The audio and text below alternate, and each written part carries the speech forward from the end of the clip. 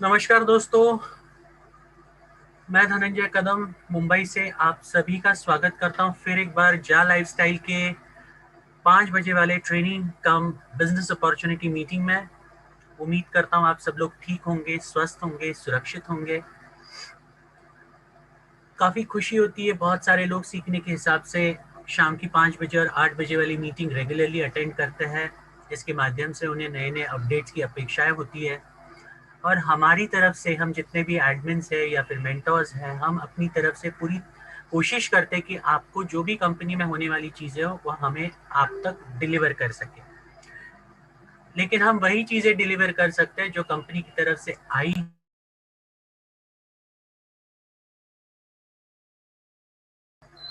Sorry.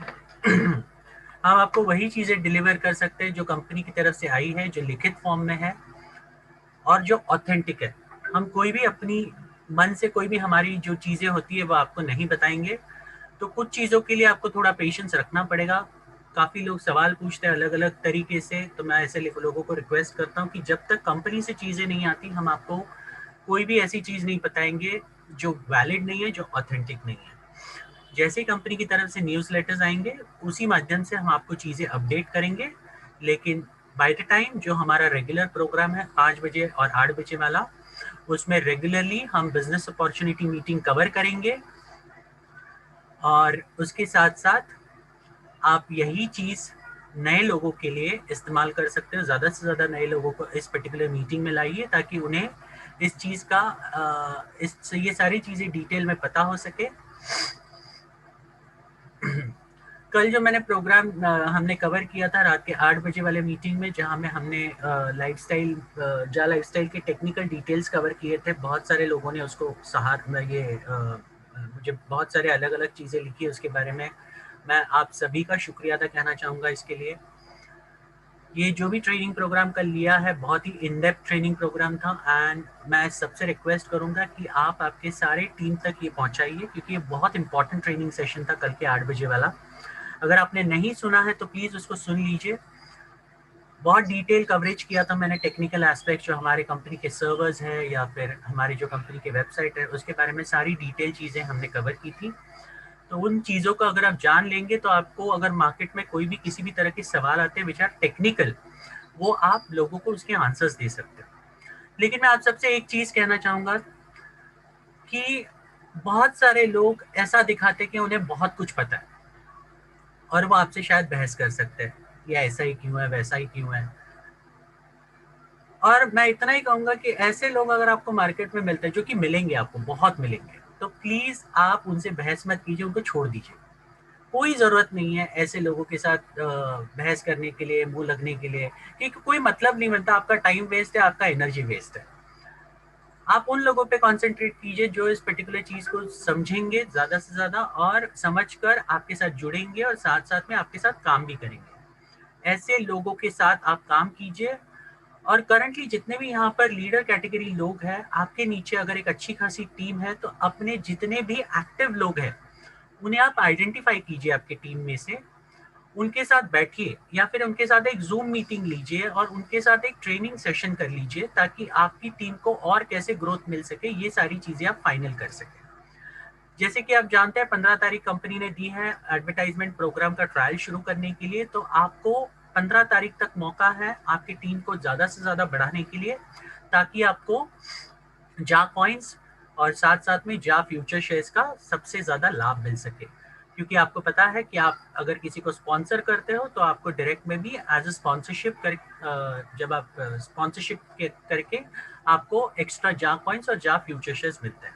तो इसके इसके लिए आपको आपके टीम के साथ रेगुलरली मीटिंग करना बहुत ज़रूरी है और जब तक आप ये नहीं करोगे अपने टीम के लीडर्स को आइडेंटिफाई करके, तब तक इसका कोई मतलब नहीं होगा। बहुत सारे लोग मैंने देखे यहाँ पर जो जैसे चल रहा है वैसे चला रहे हैं।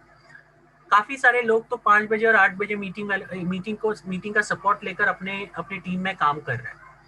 और मैं इतना ही चाहूंगा एज एन अपलाइन, अगर आप आपके डाउनलाइन का कमीशन लेने के हकदार हो, आप अगर हक से उनका कमीशन ले सकते हो, उनका एडवर्टाइजमेंट बोनस ले सकते हो, तो आपको ये बेसिक सपोर्ट तो डेफिनेटली करना पड़ेगा, नहीं तो कोई मतलब नहीं बनता। चलिए, तो आज का प्रोग्राम, आज का ट्रेनिंग मीटिंग कम बिजनेस अपॉर्चुनिटी मीटिंग हम आगे बढ़ाते हैं। और आगे बढ़ाने से पहले चलिए देखते हैं आज कितने मेंटोर्स यहाँ पर आए हुए हैं, स्पीकर्स आए हुए हैं। एक मिनट, जस्ट अ मोमेंट।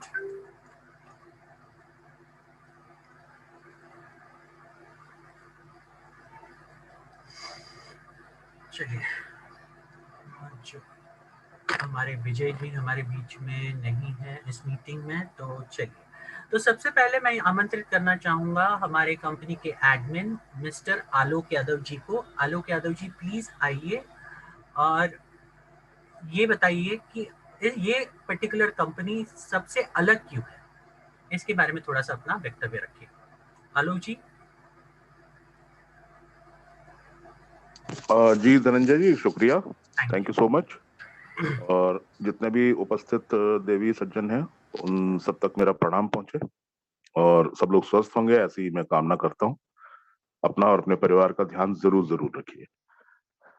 अब ये मुझे बताया गया कि ये कंपनी डिफरेंट क्यों है, इस बारे में कुछ कहा जाए तो मेरे काबिल दोस्त जो हैं वो ऑलरेडी इतना अच्छे से बता चुके हैं और ज्यादातर लोगों को समझ में भी आया होगा कि क्यों इतना डिफरेंट है और क्यों इतना प्रोग्रेसिव कंपनी है। मेरे ख्याल से धनंजय जी की कल की ही अगर किसी ने मीटिंग सुनी हो तो उतना ही बहुत है ये बताने के लिए कि क्यों बाकी कंपनियों से ये कंपनी फर्क है।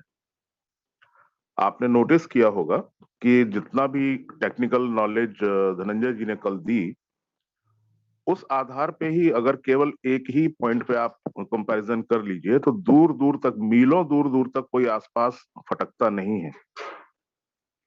आप किसी भी तरीके से तुलना करके देखिए, टेक्निकली इतनी साउंड और इतना सॉलिड कंपनी है। और जहां जहां हमारा विस्तार हो रहा है वहां वहां अपना लीगल डॉक्यूमेंट्स भी मजबूत करते जाता, हमारा जो है वो मैनेजमेंट पूरे लीगल फॉर्मेलिटीज पूरी करते जाते हैं। अब आपको कल पता चला होगा कि कितने सॉलिड सर्वर्स हैं, कितना सिक्योर वेबसाइट है। इनफैक्ट मैंने जब ज्वाइन किया था मई के महीने में या जून में ज्वाइन किया था शायद, तो सबसे पहला यही पॉइंट मैंने देखा था कि इसकी जो वेबसाइट थी उसमें वो ग्रीन कलर से सिक्योर लिखा हुआ था और ताला बना हुआ था। ये मैंने इकलौता यही पॉइंट एक नोटिस किया था जो शायद किसी के संज्ञान में आया ही ना हो उस समय। हमारी वेबसाइट शुरू से ही, चाहे वो उस समय उतनी ज्यादा डेवलप्ड नहीं थी, लेकिन तब भी वो सिक्योर वेबसाइट थी। और ये सिक्योर वेबसाइट बनाने के लिए इतना खर्चा लगता है, ये मुझे पर्सनली पता है।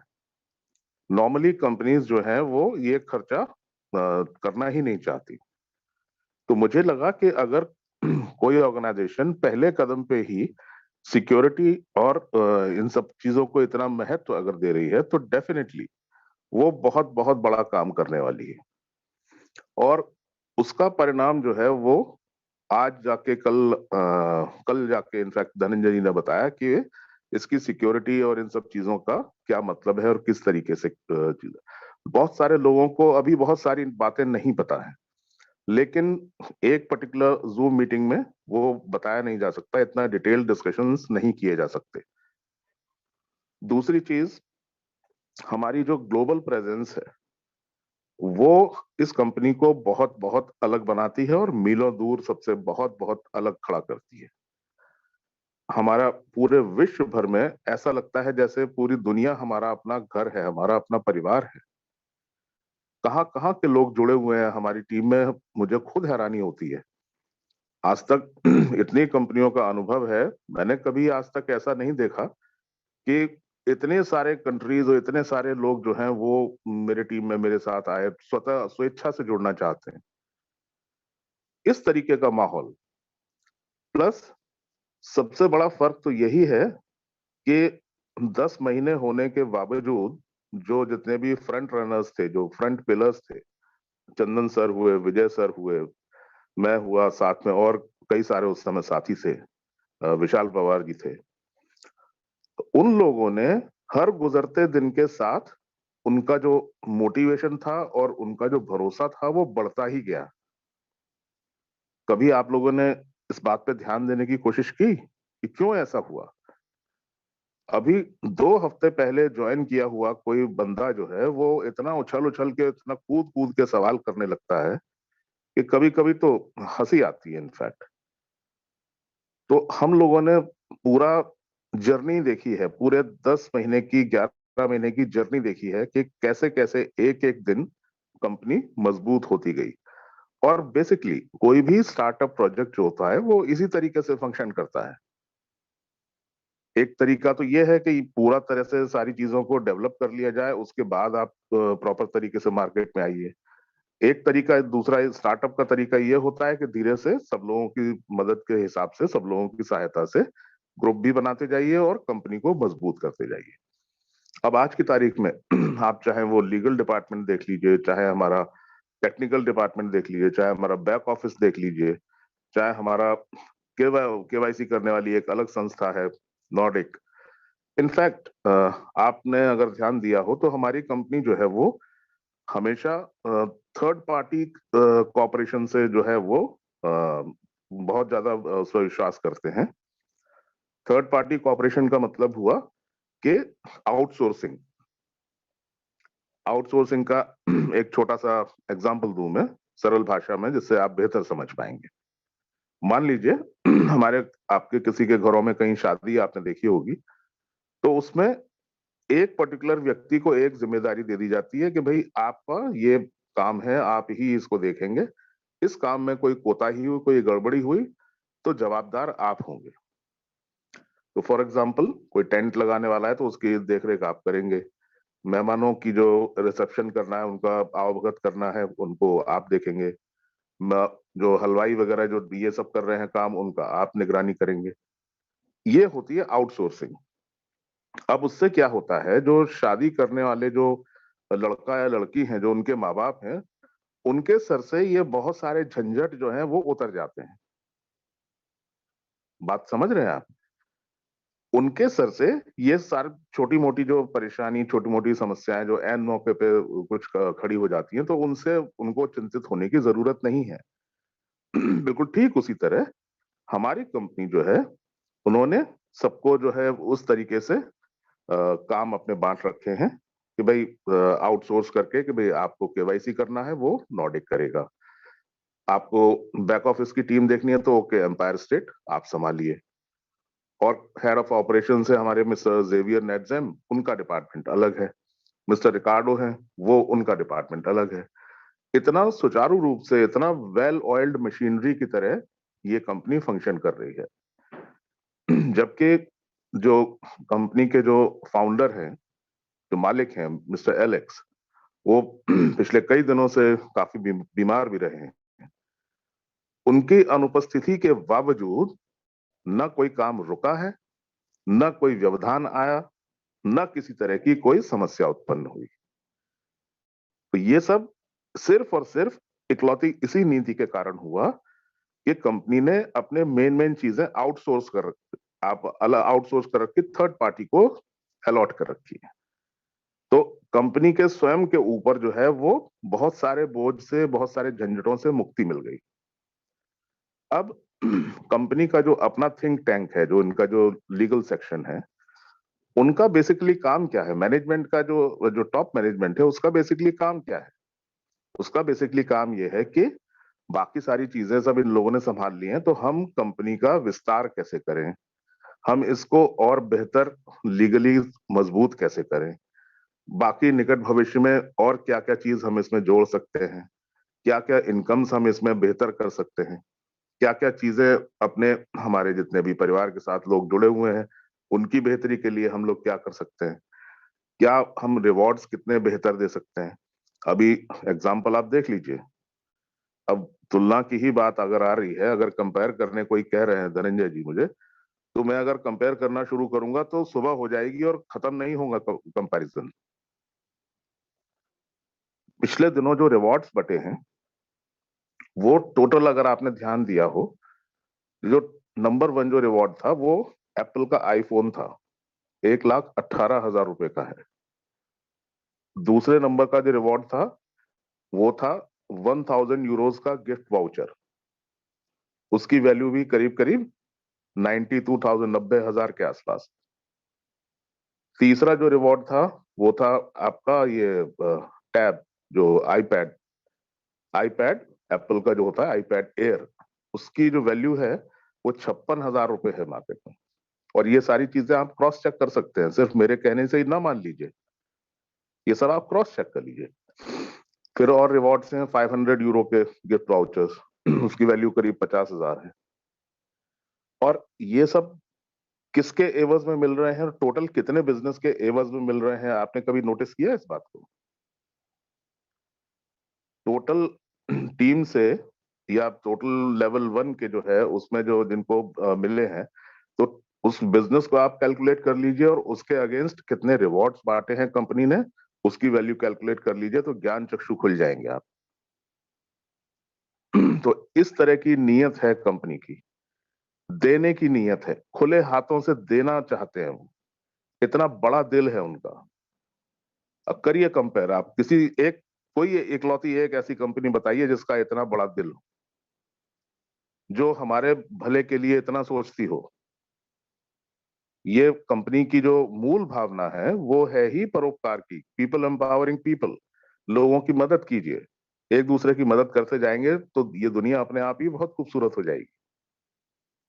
तो उसी भावना को देखने के लिए मैं और एक एग्जांपल देता हूं, चलिए। टोटल 30 लाख केवाईसी रिक्वायर्ड थे जब हम लोगों ने शुरुआत की। अब 30 लाख इस समय मोरलेस जो है वो आखिरी चरण में है, वो पूरा पूरा करीब हो ही जाएगा, क्योंकि जो आखिरी के जो बचे हुए केवाईसी हैं वो एक इन्वेस्टर ने खरीद लिए हैं और वो प्रक्रिया अभी चल रही है, उसका पेमेंट्स वगैरह आने हैं, उसके अगेंस्ट, केवाईसी के अगेंस्ट वो सारी चीजें होनी है। अब शुरुआत में 10 लाख केवाईसी का उस समय कंट्रीब्यूशन किया था जब शुरू हो रही थी, उस समय जून जुलाई अगस्त के टाइम पे, उस समय 10 लाख केवाईसी का कंट्रीब्यूशन सबसे पहले किया।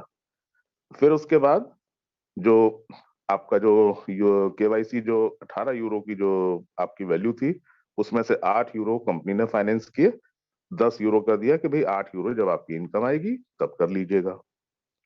फिर उसके बाद एडवर्टाइजिंग का वाला जो स्पॉन्सरशिप है वो उन्होंने लाया, वो 5 यूरो का ही था केवल। उसके बाद एक ऐसा campaign of mother mother campaign एक आया, एक बहुत शानदार, जिसमें कि हम लोग किसी पर्टिकुलर दिन अगर 5,000 केवाईसी करते थे तो उतने ही केवाईसी कंपनी भी कंट्रीब्यूट करती थी, यानी कि 1:1 के रेशियो में, कि एक कदम हम बढ़ाते तो एक कदम कंपनी ने भी बढ़ाया।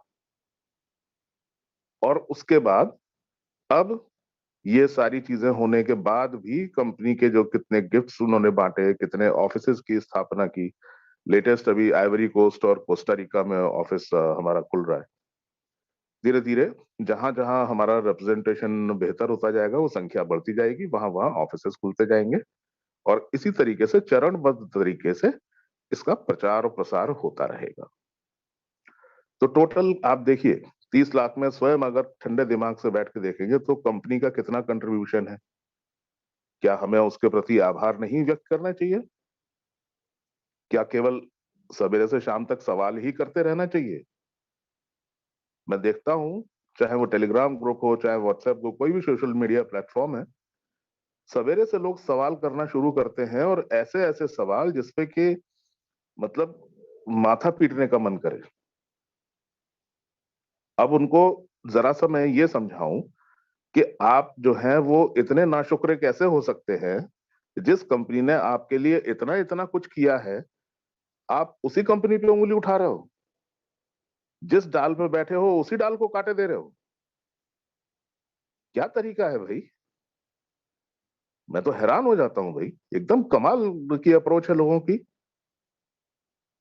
अब यहां से आप, अगर आप किसी की प्रशंसा नहीं कर सकते, अगर किसी को आप कॉपरेट नहीं कर सकते, तो कम से कम नुकसान तो मत कीजिए, खिलाफ तो मत बोलिए। मैं अगर यही गिनाने लग जाऊं कि कितने कंपनी ने कितना कितना जो है मदद की है हम लोगों की, किस किस कदम पे, तो हैरान हो जाएंगे आप। और वो मदद अगर न की होती तो अभी भी अगर अड़े होते वो कि नहीं तो भैया आप सब लोग जाइए 30 लाख करके लाइए, तब क्या करते हैं? तो बजाय शुक्रगुजार होने के हम लोग उस पे ही सवालिया निशान उठाने लगते हैं।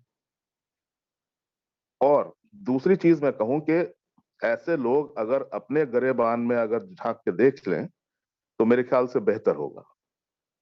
जरा सा शीशे के सामने जाके खड़े होके अपनी शक्ल देख लें एक बार, कोई भी सवाल करने से पहले। ये बिल्कुल वही चीज है कि अपने अधिकारों की बात आप तब कर सकते हैं जब आपने अपने कर्तव्यों को पूरा किया हो, चाहे वो कोई कंपनी हो, चाहे वो आपका समाज हो, चाहे वो आपका देश हो, चाहे उस देश की सरकार हो। आप पहले अपना कर्तव्य पूरा कीजिए। Do your duty first, then ask for your rights. कर्तव्यों का बोध नहीं है, हमको जानकारी नहीं है कि हमारे कर्तव्य क्या हैं, और हल्ला मचाने को सब खड़े हो जाते हैं। बिल्कुल बिल्कुल भी ठीक बात नहीं है। और कितने मन से हम लोग जो है 10 महीने से आप लोगों की सेवा में लगे हुए हैं, जो कि हमें कहीं से चवन्नी का कोई एक सपोर्ट नहीं है। हम लोग खुद ही कंट्रीब्यूट करके किसी तरह इस मंच को इस लेवल तक लेके आ गए कि जहां पे 1000 की कैपेसिटी है। अपना पूरा पूरा समय डिवोट करके, अपनी एनर्जी डिवोट करके, अपने परिवार का काम छोड़ के हम लोग आपको ट्रेनिंग और एजुकेशन और अपडेट्स वगैरह देने का काम कर रहे हैं। तो उसके बाद भी कोई मतलब इसी तरीके की उंगली उठाते रहेंगे आप? क्या जरूरत है बताइए? हम लोगों को क्या जरूरत है? 10 महीने से लगातार हर गुजरते दिन के साथ हम लोग ऐसा कर रहे हैं। तो ये कम से कम उतना तो एक भावना रखिए, ग्रेटिट्यूड की भावना उतना तो होनी चाहिए, कंपैशनेट तो होना चाहिए उतना। कोई आदमी अगर इतना मेहनत कर रहा है, चंदन सर की मेहनत देख लीजिए, विजय सर की मेहनत देख लीजिए। विजय सर की तो तबीयत इतनी खराब हो गई आप लोगों की सेवा करते करते कि बेचारे अस्पताल में जाना पड़ा। शेख साजिद भाई हैं, उनको हॉस्पिटलाइज होना पड़ा। अपने अभी अपने क्या नाम है, अहमदाबाद वाले जो अपने भाई हैं, उनकी भी तबीयत अभी पिछले दिनों खराब हुई। और बहुत सारे ऐसे योद्धा हैं जो अभी जानकारी में हम लोग को नहीं आया है कि कितनों ने अपनी इतनी तबीयत खराब होने के बावजूद इतना सब योगदान दिया। तो मेरा सिर्फ इतना ही कहना है कि शुक्रगुजार होना सीखिए। और कंपनी चरणबद्ध तरीके से, बहुत प्लान्ड तरीके से अपने आप को धीरे धीरे स्थापित करती जा रही है। आप उसका हिस्सा बनने में गर्व महसूस करेंगे। तो कंपैरिजन के लिए तो बहुत बहुत समय है, उतना समय मीटिंग्स के लिए भी नहीं रहेगा। तो मैं अपनी वाणी को यहीं विराम देना चाहूंगा और धनंजय जी से आग्रह करूंगा कि ये बहुत अच्छी पहल की है हम लोगों ने कि नए नए लोगों को हम लोग इनवाइट कर रहे हैं। वो इस मंच पे आए, बोलें, उनके आत्मविश्वास को बहुत फायदा होगा, उनके पर्सनालिटी डेवलपमेंट बहुत अच्छा होगा। और एक झिझक होती है जो बोलने से जो लोग झिझकते हैं, वो बेसिकली वो झिझक दूर होनी चाहिए।